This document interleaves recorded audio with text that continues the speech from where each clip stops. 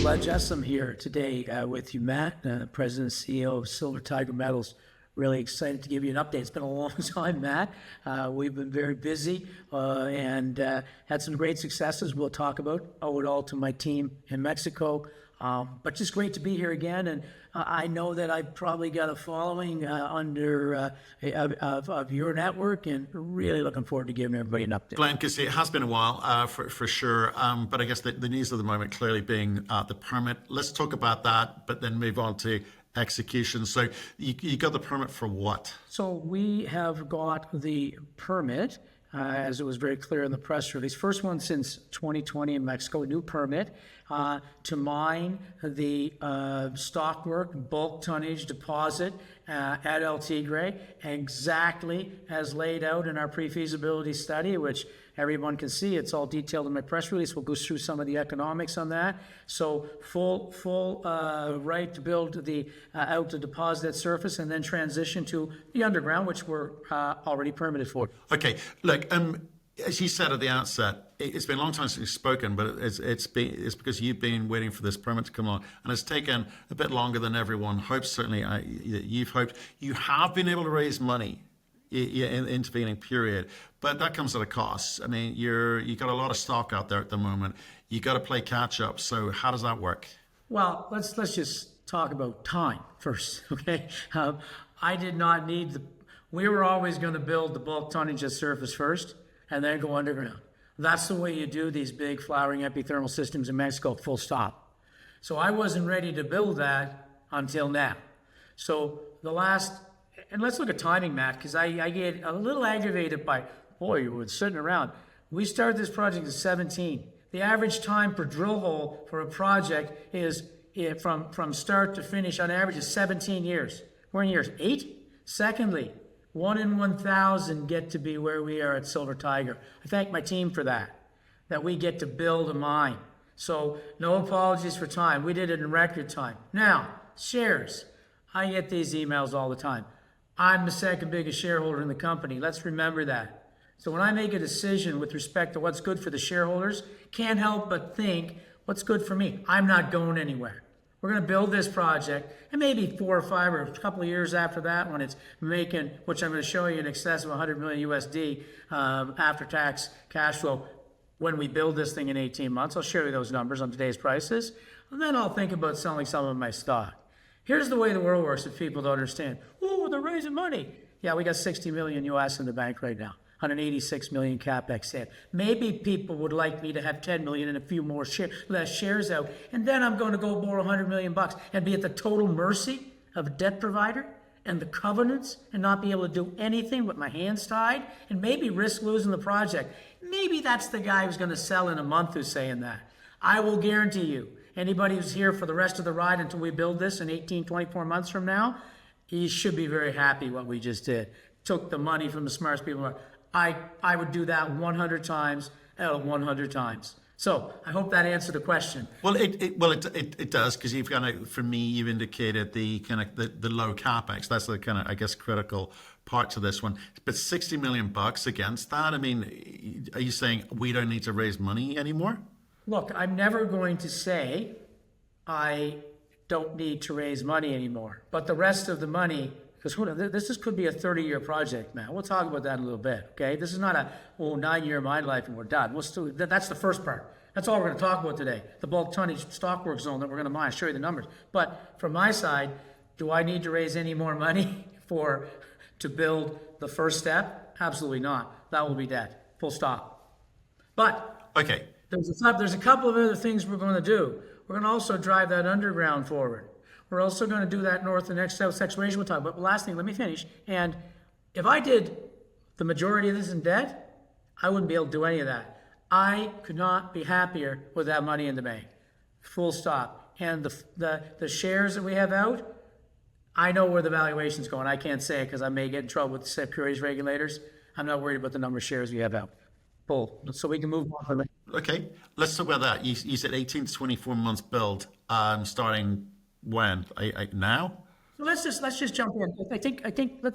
I would like to, Matt, just show people what we're talking about before we talk about how long it's going to take to build it. Sure, I wanna show sure. you Yeah, how far we're away. gonna We're build going it. to pull up The a first thing I slide here. wanna show you Okay. is how much money this thing's going to make in 18 months. And then Okay, people are go going for to it. go, oh, wow. So just a little refresher. It's been a while. People have to remember we're in Mexico, in case they forgot. We're in Sonora. I think the best mining state in Mexico. And on the basis of GDP, 30%, the highest. Mining, very important there. Pro-mining government, et cetera, et cetera. Beautiful. I don't want people to forget that we have, and we're going to talk about this at the end, remind me. We've raised, and you need to raise, to build a mine, well over $100 million for this. I'm not apologizing from that. From the smartest people on the planet, all bought deal financing with no warrants. No apologies. And we spent that 150 or 170, I don't even know what it is now, I haven't added up, drilled hundreds of thousands of meters. And everything we're going to talk about today is right around that old Tigre mine, 2 or 3 kilometers. We got 10 kilometers each way on our property. Oh, we're going to start talking about that. We're going to talk about it at the end and why you want to have some money, because we'll be drilling that for the next 10 or 20 years. We're already starting to step out. But everything we're going to talk about today is right here. So what are we going to talk about? I'm going to show you my favorite cartoon. If we took, and this is important, Matt, right in that land package I just showed you, if I took a knife and sliced down 500 meters and opened up the earth and you looked at the side of it, the cross-section. This cartoon is the entire business model for El Tigre, and boy, is it ever worth it. There's that 500-meter depth. Along that pretty well trend, you've got almost the exact same mineralogy. But we're going to talk about the middle 2 or 3 kilometers where we've got already door number 1, bulk tonnage oxidized mining by open pit method, and that is going to be the first thing we're going to do. That's what we're going to talk about mostly today. Secondly, the underground deposit, which will go long life. You're going to see, this is a PFS, we're going to build on that. Talk about that in a minute. You're going to see the PEA, because we didn't stop working over those 5 or 6 years. We focused on this because this is the first thing to do once it's permitted. We're there. Second thing for the permitted underground, well, let's get that ready. You're going to see the PDA in January for that. 800 tons per day, underground operation, high-grade silver, and can't wait to get back on the show in January and talk about that. And the amount of money it's going to make, the NPV it's going to generate, the IRR it's going to generate. We can't talk about that. That's a post-Christmas present for everyone to look forward to. Let's just focus on this today. This, I'm going to tell you how we're going to do it. Well, I'm going to take you to the numbers. So everybody will realize for the last 5 or 6 years why my team in Mexico, I talk about that. Incredible.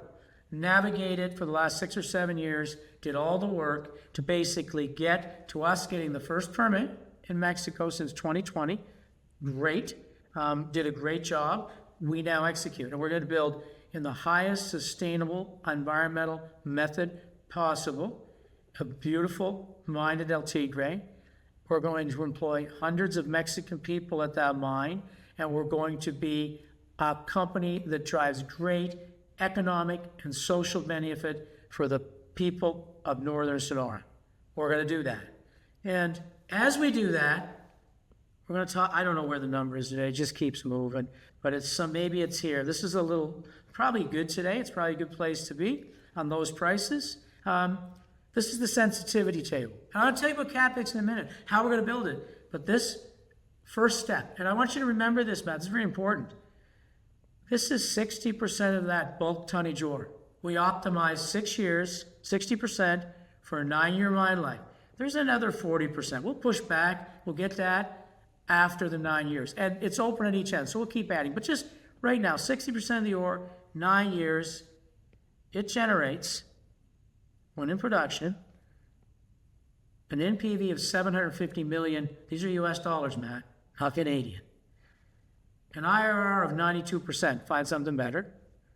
Pays back all capital in a year, but in 9 years, this bulk tonnage deposit generates well over 100 million USD net cash flow after tax.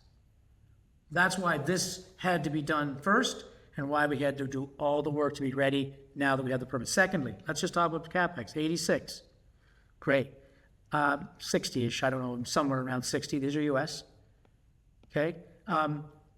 Debt, I can choose my debt whatever day I want to. The terms are incredible. I'm not going to announce that till next year because I don't need to. I've got lots of money to run with right now and get building on this. And we'll talk about the process, about how we kind of 6 months ago started the process to speed up things now once we get to the new year and really get going. So you should talk about one thing you didn't ask about. Well, you got the money, plus debt. Wow. Find something better for an 86 million US investment. I'm sure there may be. I've not seen it. But where's the team? Who's going to build it? Who's going to get up every day? Who's got up every day for the last 2 years to get us to here to help with that permit? That gentleman was this gentleman 2 years ago. Very, very, very important. Don't talk about him enough. Probably a Mexican citizen, probably one of the best mine builders in Mexico for the last 25 years. You may not know him, but some of your listeners will know him. From 2010 to 2023, when he joined us, he was the driving force in Mexico behind a company called Argonaut, the darling of the street. Built 2 big bulk tonnage mines in Sonora, the state we're in. Drove that company to very great success. He drilled them, he developed them, he built them, and he ran the 400 persons that worked at those projects every day until they were mined out and depleted, basically. And we were so fortunate he joined us. He comes with all of his lieutenants and the 200-person build team we're going to require, which live 2 hours away where he lives in Hermosillo. So everything that I tell you in the plan, the PFS, the last 2 years of planning, and to the permit, and now on the other side, he gets up every day and that's all he thinks about. So now we got the team. So all those things are there. Now we can talk about time. And I think that, and I love to stay on this because I keep circling that. If people don't know the value of that, now let's just use an example. And these are real numbers. All the past doesn't matter. It's now about execution, build, team, money, done, build. Francisco has built much larger mines than this. So his team have built much larger, very successfully. What experience. So we execute, we get to 18 months. And let's just say 18, 20, so I promise I'll never say to my team, it could be shorter, I'm not going to. They'll drive up, they'll fly up from Mexico and hit me over the head. But let's just say 18. And we start generating that. Well, what's that? Okay, take that as US dollars. Let's say that's 1.1 billion Canadian. Where are we trading today? 380, I don't know, something like that. Canadian. Because I trade in Canadian in my world, so I have to compare in Canadian. In Mexico, and in production, mine today is trading at 1.1, 1.2 NPV on average. No guarantees, it could be less, it could be a little bit more, depending on the profitability. Not going to get much more profitable than that. So if you're looking at 380, and we trade at 1.2, at 1.1 times, then if we execute in 18 months, just on the bulk tonnage, forget the underground, PEA coming for that, you get that for free, and the upside exploration for free, that's the trade I like to focus on. That's the one I'm focusing on for my shares. And so anybody, this is go up that Lassonde curve. We all know how that works, right? Basically, it's, here, I'm going to show you that because we were so classic on this. It's a privilege to get, a lot of companies come here, maybe 1,000. It's a privilege to get to the discovery. We did that. We put hundreds of millions of silver equivalent ounces on the books with 3 MREs over those 6 or 7 years. And then you start talking about PEAs, PFSs, and you go right down here. And you're right here. And I've been here for a while. But then you get the permit. And then you start climbing up. And I think this should go up here myself, but that's a whole other story. We won't go there. So from my side, you start climbing up. And we're on this climb now. That's rarefied air to get to be there. So if we're saying 380, and we trade, and we deliver, and the price has to be at the price we're at today. But I'll talk about that in a minute. And we go here. That's the journey in the next 18 months. People can get off anytime they want. I don't. I'm going here, and then I'm going to stay in for a long time after that. So, and I use this example. If we get to here, am I really worried about the number of shares I have out? Remember, this is just the first stage of this, Matt. This is the bulk tonnage. There'll be an underground, and this is going to grow over the next 5 or 10 years as we continue to explore. So that's where we're going right now. I will show somebody something. This is how our minds work. We did this study here. That was only a year ago. Okay? And if this and these had been the prices, 26 and 21.50, I'd have been so happy making 35 million USD after tax a year. Wonderful. Very profitable. 40% IRR, you pay back in 2 years. But now we're over here. Look, if we were even here, 35 and 3,000, this thing makes 60 million USD after tax free cash flow a year. It's just absolutely an extraordinary first step, but we always knew it had to be first. So that's where we are. I mean, that's an explanation. This is not about me waving my arms around and, boy, you've got to own the silver tiger. We're going to discover this.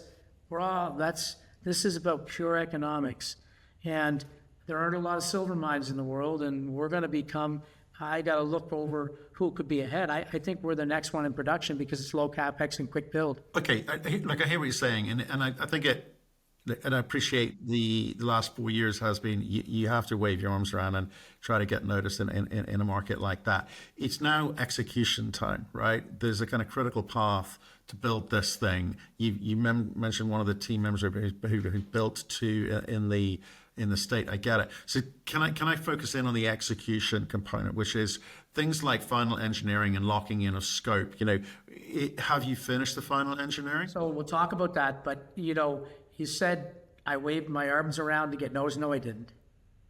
I waved my arms around to maintain enough value. I'm not selling any stock.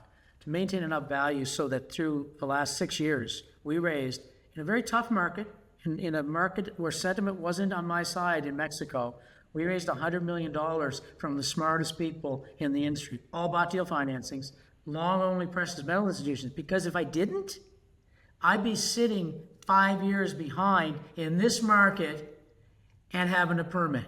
So that's why I wave my arms around. This requires massive capital to get to build that. So yeah, now I got the money. And now our value is going to be driven totally on execution and economics.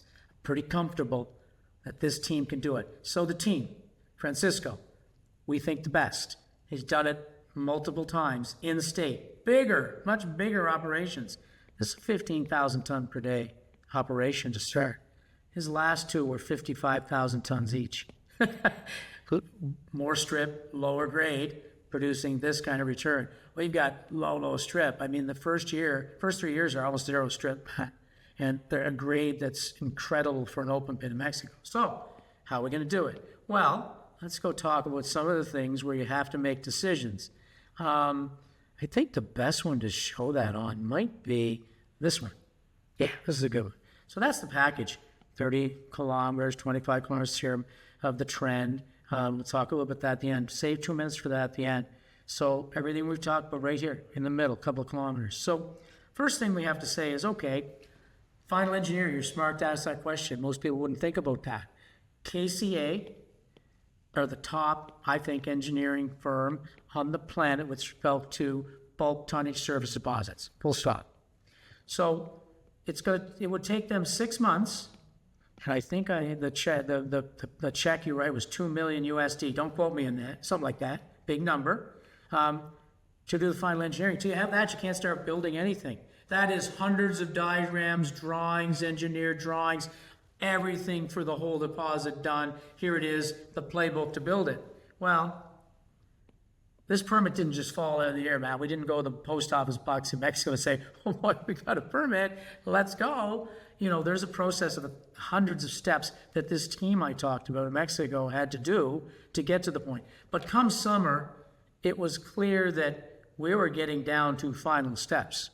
And a lot of those are proving that you can build this in one of the highest sustainability from an environmental perspective on the planet, all the things that are very, very important to Mexico. But then I started seeing the list get shorter. And in about, I would say, don't quote me, but July, Francisco and I sat down and we had a chat, and I said, this is going to come this fall. It was a guess, but I could see it logically. And I said, if we wait until we get it to start with KCA, then it's 6 months, before we can really start to build. So we pulled the trigger in the summer and we rolled the dice. Not as much of a roll. We spent the $2 million USD, something like that, and we requisitioned them to do final engineering. It will be finished on December 4th. Pretty good decision.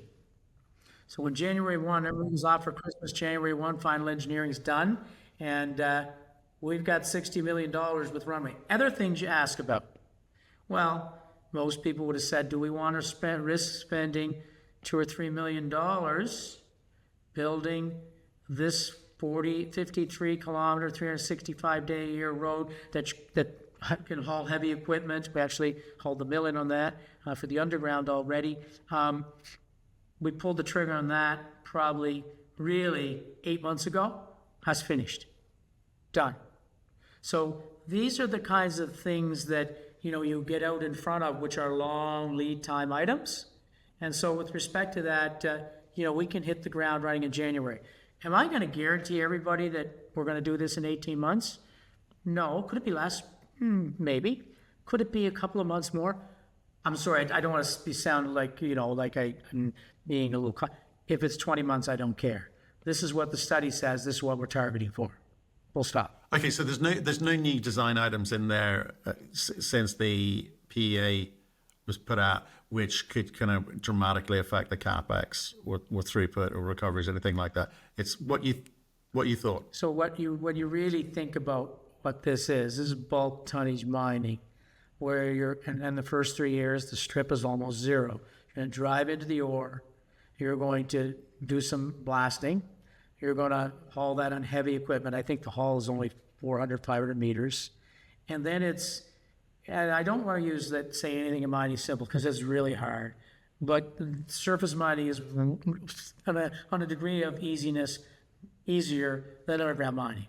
You haul it to a off-the-shelf 3-stage crushing unit. You don't build it, you buy it. You could even lease it if you want it. And you crush it down to 3/8. Okay? And you take that 3/8 material, you put it on the pad, you leach it, and it goes to an out-of-box Merrill Crow, which creates the Dory bar. So, there's like long lead items are, and the other thing is, we will contract mine. That's very important here, okay? Contract mine. Sonora is, as I said, one of the largest GDP mining state. In Hermosillo alone, there are 3 massive contract miners that we could hire. And we've already got quotes from all of them. That means they bring their equipment, their heavy haul equipment, their teams. So we will contract mine a big portion of this, which basically makes it so much easier, and all that equipment is available. And you can understand with, there has been a slowness of permits being issued in Mexico. There's a lot of capacity, especially for the first, to get out there and get going. So, we're in a real good spot on all things to get going here. Okay, and it's just sticking with the kind of long lead items, in terms of plant, crushers, mills, ADR generators, all that kind of stuff, have you placed the orders? When you say ADR, there's two things are the crushing equipment is, we could lease that in a month. So no long lead order. There's no mill, there's no ADR. You have a Merrill Crow, which is basically, I could go to any supplier and say, I would like my Merrill Crow. They just have, which one do you want? A, B, C? Great, and they'll come and sell. So there's now one thing we did do, and I'll talk about that, a lead order, is with respect to power. Good point. And some of the things we've had to order. So the way that we're going to work this on the project is on power, just because you want Power Mexico does not mean you got it. So Francisco again leading the charge here with his experience. A year and a half ago, after just coming in, said we need to lock down our power supply for life of mine with CFE, which is the federal regulator. So basically, we were able to negotiate and get that power supply here. If there's not enough, if there's a city that needs it, or etc., we don't get it, but we have that. So now we'll sign the final contract, which will, maybe it's better in yellow, we will sign the contract with them. They will actually run the power line for life of mine supply, and there's a large here substation in Nakasari. It's about 50 kilometers. Don't quote me, I can't remember the exact number. That's going to take 2 years. It's not a quick process. So what do we do? Well, we've already, if we haven't ordered them, I know they're in process, 2 large gen sets, which will be the 18-month build and provide the power.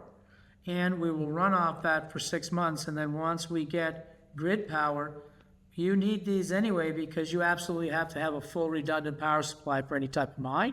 And then that will just become the redundant power supply. So I'm pretty sure if we haven't, it will be very soon. These have been ordered because there's a bit of lead time in those. But we have plenty of power right now for all construction at site. Okay, and have you effectively made a kind of soft start, or is there an actual final investment decision to be made or yet made? So here's and you know, and this is a tricky one, and I've been asked this question. You see all these big press releases from companies. We've made a construction decision, and we're going to now construct. You know, you can see that we've been working on, you know, thinking and seeing forward for the last 7 or 8 months, some very big things we had to do, final engineering, roads, signing for getting the power lined up. So the way you see that becoming much more important, let's say a company had 10 million US in the bank right now, and they were going to borrow 120 or 110 because you always get more than you need.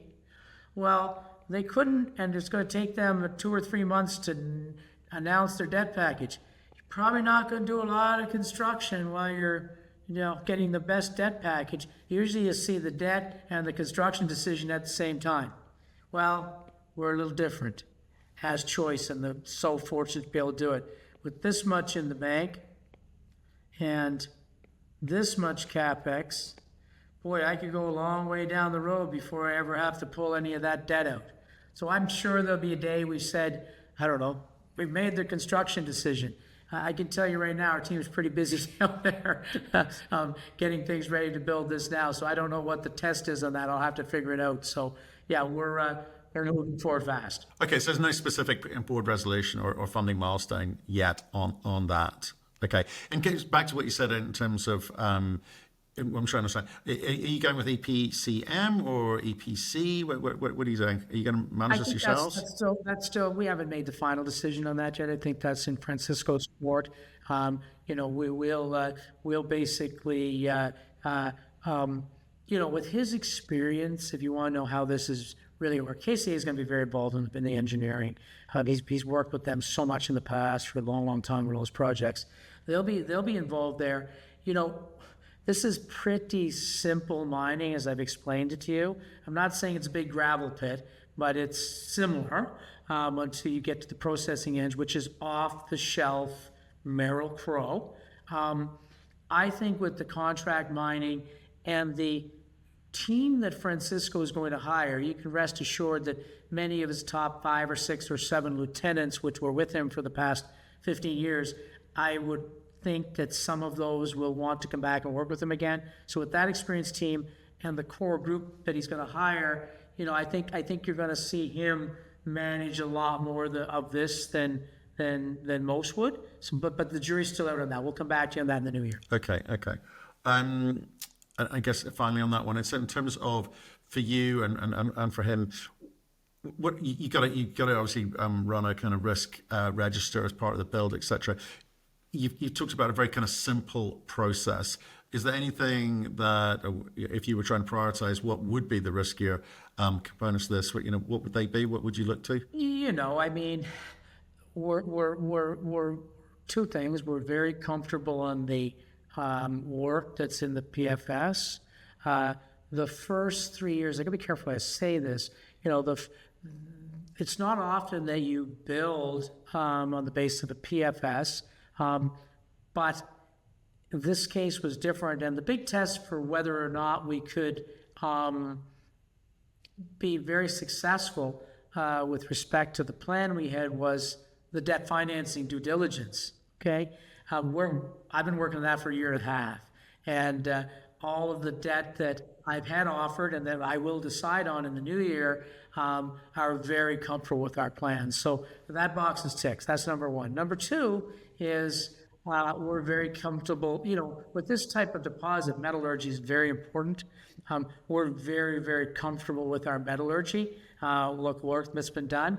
And actually KCA in being hired on the final engineering, we asked them to do a full peer critique of that. And that's gone very well, and we'll see the final report on that. The last thing is the first 3 years of production here are what we call the starter, how we're going to get at this. I can't say it, but I will say it. We wanted those first 3 years of production to be at complete feasibility study level with respect to the resource. And what we did there is we drilled that at 25-meter spacings, extra metallurgical work. So we're very comfortable when we start this that there's not going to be any surprises. Are there surprises in mining? Anybody that I said there's not, they should say this guy doesn't know what he's talking about. But we're very comfortable on the plan, and it's Francisco's plan. So that 25 years of experience is extremely important. Okay, let's move to the underground component. Okay, I want to talk about the underground PEA integration and all that kind of good stuff. Okay, one, I'd love an update on that. Two, what's the big problem that you're trying to solve? Because I think you have indicated in the past maybe trying to kind of bolt on the underground whilst the open pit is still operating. That might kind of save some time to do that. There's a money component to that, right? In terms of not over leveraging your balance sheet, right? So what are you trying to solve for?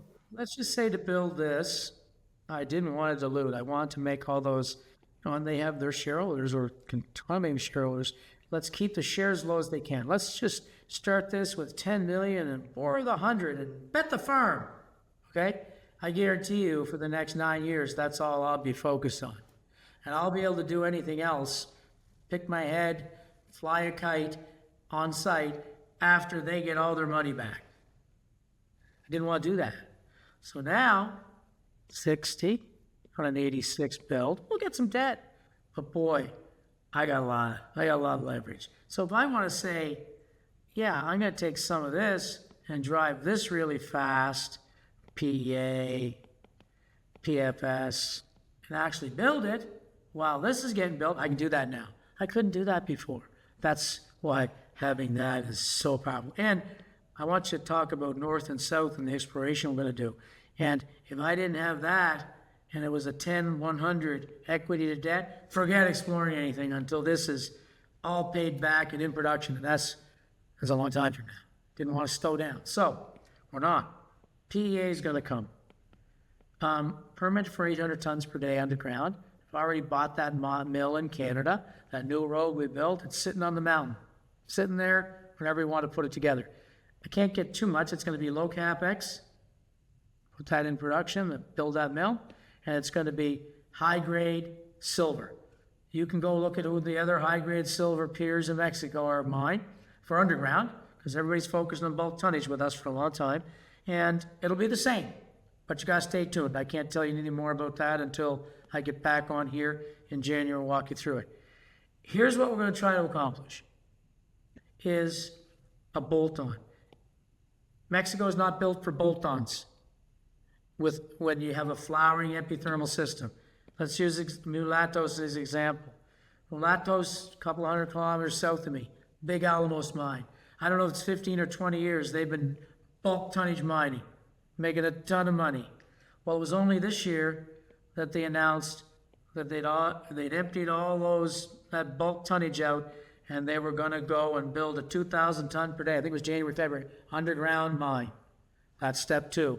1 and 2. It's how it works in Mexico in these systems. That's why we had to die in that hill to get the permit and build this first. Now, the problem is, why do they do that?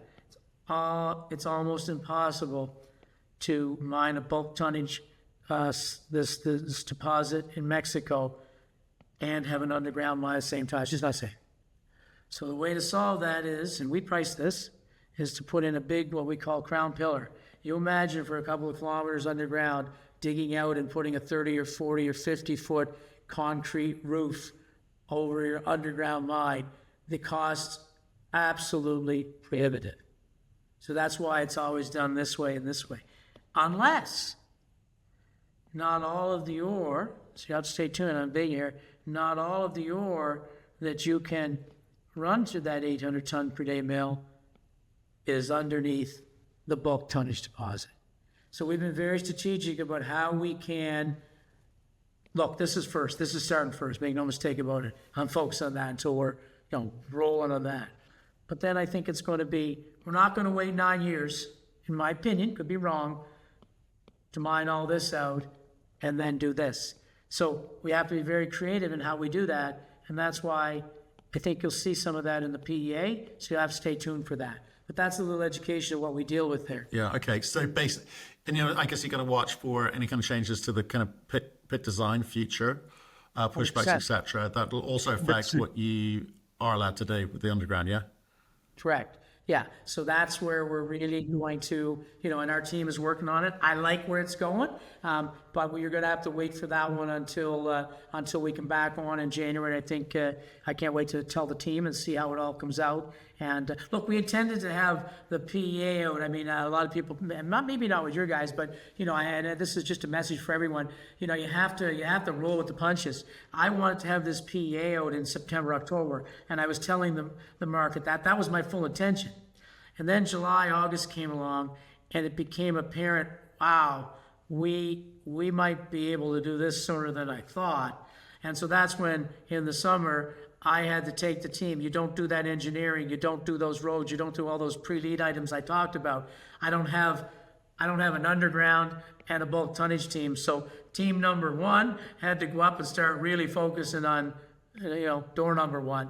And that's why we've got this PEA a couple of months late coming out. You get all kinds of emails. What's wrong? Why is it not out? And of course, I can't comment. I just say it's coming because I can't tell them what I was really contemplating, and so happy that happened. Okay, and just one last thing, because I asked this question in the context of, you talk about 30-year life of mine, all that sort of, 30-year potential, and buyers coming in, M&A and all that kind of good stuff. When you get to the point where you're generating cash, you're going to have to decide between this, I think you touched on today, accelerating any kind of debt pay down, whatever that looks like, or chasing, as you've just described, funding the underground, or funding regional exploration, right? You've got to work out what's going to give you the biggest bang for your buck in terms of any future M&A, i.e. someone coming in and picking you up. So how do you kind of value those things today? Well, I don't, two things. Our group,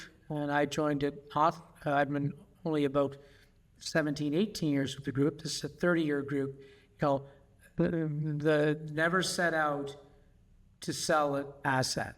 You set out to build a mine, and you see what happens along the way. So any of my decisions I'm making now, with great respect, I get asked all the time, I'm not at all thinking about M&A. I'm not thinking about who's going to come. I'm thinking about what is the best way to drive value from this asset for the shareholders, number one. So let me answer that question. I think we should look at the slides to do that. Number one, 60% in the first 9 years. And after that, I don't know how many years it takes, you go back, you push back, and you get the rest. It's open north and south. And we stopped drilling north and south in this bulk tonnage deposit to get it all done in incredibly good ore. Go look at the results we had. In our opinion, there will be more drilling, and that will take place in year 1, 2, 3, 4, 5. Throughout the life of this bulk tonnage deposit, the 9 years, we'll be drilling north and south on that. That's number one. That will be added to. This generated great NPV. PEA will come for the underground component, and it will generate an NPV as real value. You'll see that, okay? Now, let's talk about, and there'll be more, as you know, we drill from underground now. We get underground basically. I think I told everybody that, the old timers left us this.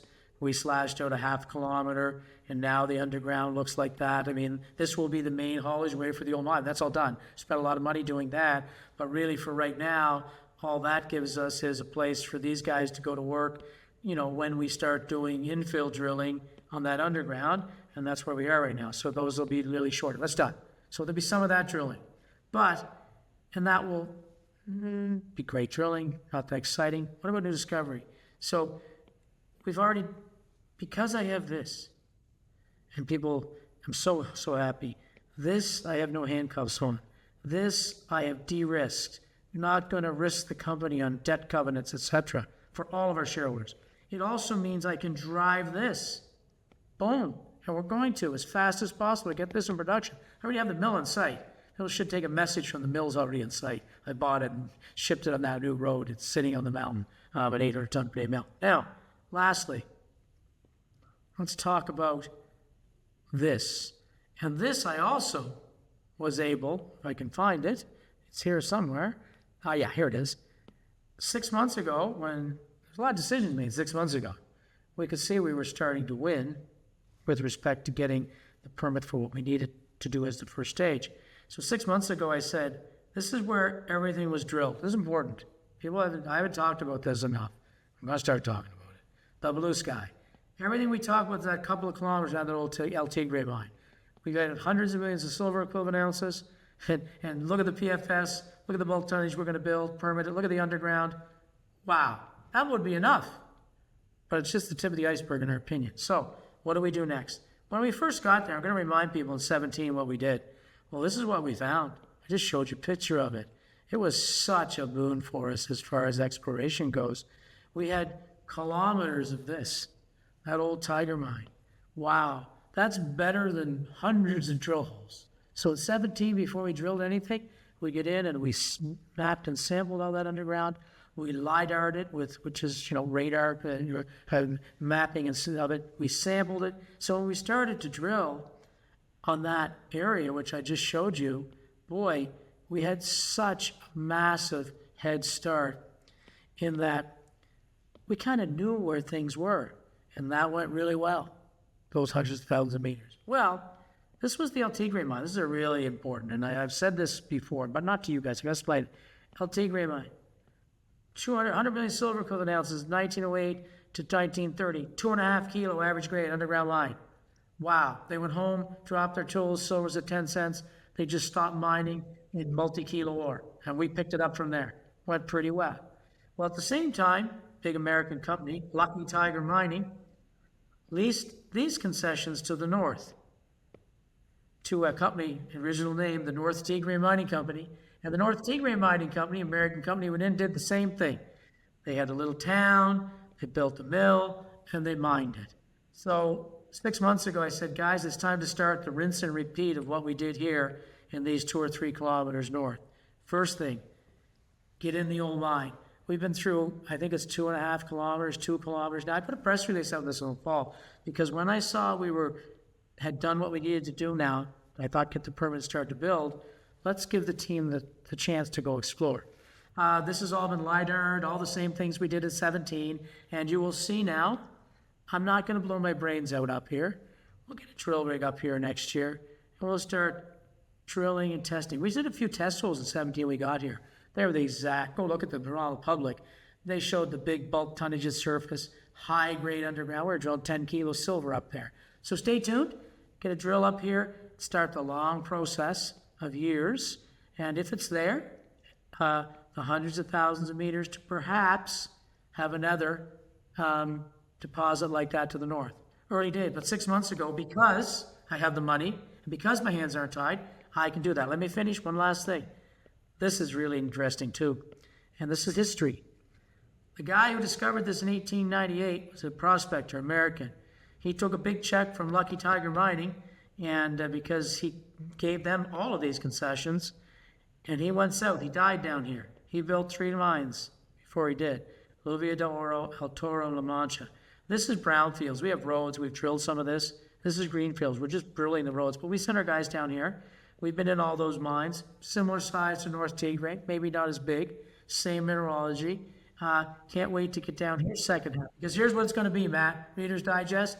We're going to build this. It's going to take some time. 18 for the bulk tonnage. Then we're going to get the underground done. And it's going to make a lot of money.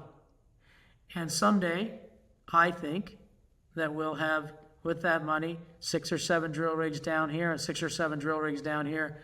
And we'll be adding, when I say this is 10 years to start, probably going to be more because you're going to have a pushback and the underground's going to get bigger. This is where the 10, 20, 30 years comes from. Jury's still out, but I'm going to start now. I'm allowed now, after almost a decade here and all this success, to start saying, yeah, we have the next great silver district in Mexico. You didn't hear me say that much in the past. You'll hear more about that going forward. Okay, one final one. Look, you talked about execution, talked about optionality and potential. In terms of how you judge success going forward, how your shareholders should judge success going forward, we can sort of look at market cap versus NPV. We can look at per share economics, not just the NPV. What would you be driving for? Why is this value of this company going to change, and how do you measure it? Let's go back to the simple economics. I mean, we just have to rely on the report. I got to be careful what I say. But just on the basis of today's price, and who knows, I mean, I can do it over here at 35 and 3,000, it's still great. But at today's pricing, we're driving, a 750 million US NPV. So that's called 1.1 Canadian. So we're trading at 380 million, something like that, 370, I don't know where we are, somewhere around there. So, from the valuation we're at to just the first 9 years, and there will be more, well, that's real. That's how this will be valued at these prices. I got to be careful what I say about the underground, because the underground's going to spit out the exact same chart as this. Okay, it's going to show an NPV and an IRR, and it's going to show how much money it's going to make. It's going to be 800 tons per day. Do I think that this mine will end up being 800 tons per day underground? Well, I'm just going to tell you something. Right now, at 800 tons per day, just in the current MRE, underneath and around the mine, forgetting north and south, it would take me 31 years to mine to process all of that ore. So do I think that this first number, which we come out with for the underground, which will show, as I said, the NPV you see for that, that will be for 800 tons per day. Do I think that will increase in time? Yes. So then the NPV would probably increase. But there'll be a real NPV number for the underground pursuant to the PEA. That's coming. It's much harder for me to talk about what value this will have, but 10 kilometers and 10 kilometers of a very similar type of geology, which we know the old timers at the same time went in and went underground to get. Pretty good chance there's going to be more of it here. The jury's out on what that could be. But already, just think about what here. This is real. We've got 100 million silver equivalent ounces in the MRE and that bulk tonnage we've talked about. We've got 113 million in the underground, which we just talked about. And in the PFS, people should go look at it. The independent P&E who did that, geologists, consultants, have put what they call exploration potential. And they put their name on that, saying if you just tighten up the drilling in and around that area you've already delivered this much on, and this is only in the first 2 or 3 kilometers, they see another 73 to 100 million silver equivalent ounces that can be delineated there. So, we can't add those all up, but when I'm talking to you, I can. That's over 300 million here. And, if that was done, those studies at $1,800, a lower gold amount, you may even be able to bring more to that. Not really, that's in the PEA. Sorry, we should have said that. So if that's there, I don't know what could be here. But that's already, an extremely large silver deposit just in the first couple of kilometers. So I can't put a number on it. I'll let you know if I'm still alive in 20 years what it ended up being, Matt. We'll have to wait. Glenn, appreciate the update. You've got stuff to do, but you've got the money to do it. So we'll see you in January. Thank you.